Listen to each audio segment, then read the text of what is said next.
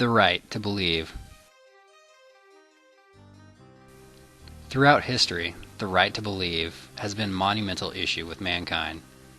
Socially and institutionally, this right to believe has varied depending on time period and ruling society. Historically, the right to believe can be seen as both freedom of religion and freedom of worship. Freedom of religion is defined as the tolerance of different theological systems of belief, while freedom of worship is the freedom of individual religious action. While many nations throughout history have offered at least some form of religious freedom, it was limited by higher taxation, social repression, or being excluded from the political process. In many ancient Western world empires, this was the case and often led to extremes such as the Spanish Inquisition.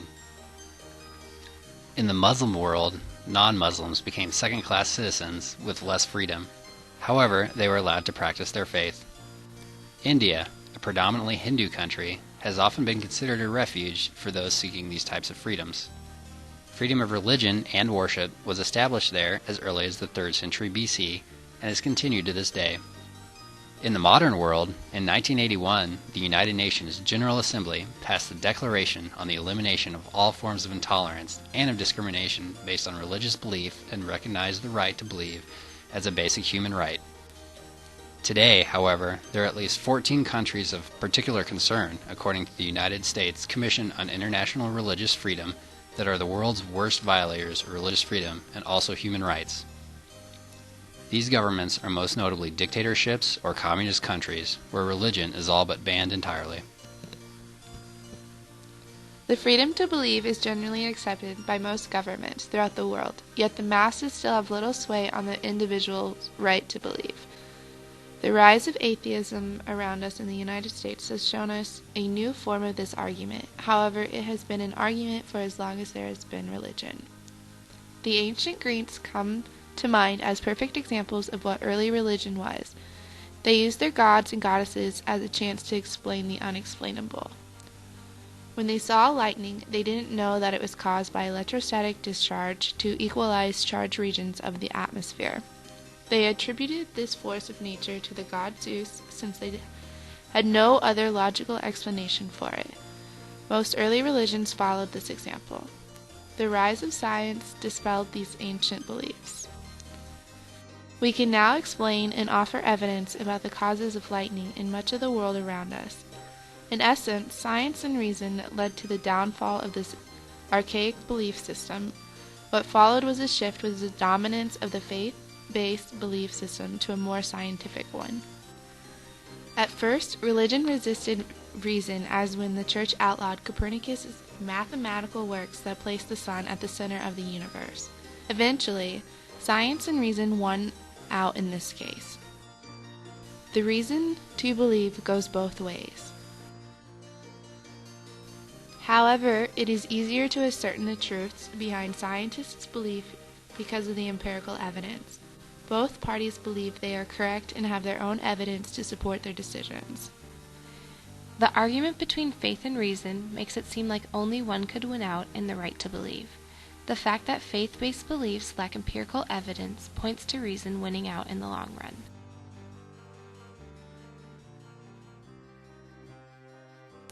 C.S. Lewis argues against this point in saying that there is a difference between knowing and believing. Scientists' work has to do more with fact-based knowledge. Faith is more about trust and a psychological need. Religious faith doesn't need empirical evidence based on experience to support a belief, and therefore leaves open the possibility of having a right to believe simply based on faith. The scientist will counter this by claiming religious followers stubbornly refuses to abandon an indefensible belief in the face of reason, just as a bad scientist would do with a false hypothesis. Lewis again jumps to the defense of the right to believe. He argues that there is no way to compare the two situations. He claims that the two stubborn parties are nothing alike. Faith comes from a personal relationship with God and goes beyond empirical evidence. To him, there is a difference between the logic of speculative thought and the logic of faith and reason can then coincide in the same person, and reason cannot denounce the right to believe. The right to believe is a critical issue spanning across cultures from ancient times to modern history. Why is this right to believe such a persistent topic in philosophy? Leo Tolstoy, the brilliant philosopher and author of War and Peace, provides an explanation for the purpose of a belief in faith. Tolstoy begins his essay, My Confession, by describing a trouble he faced regarding the meaning of life. In his younger years, he had taken his life for granted and worked to create a good life, surrounded by what is considered to be complete happiness.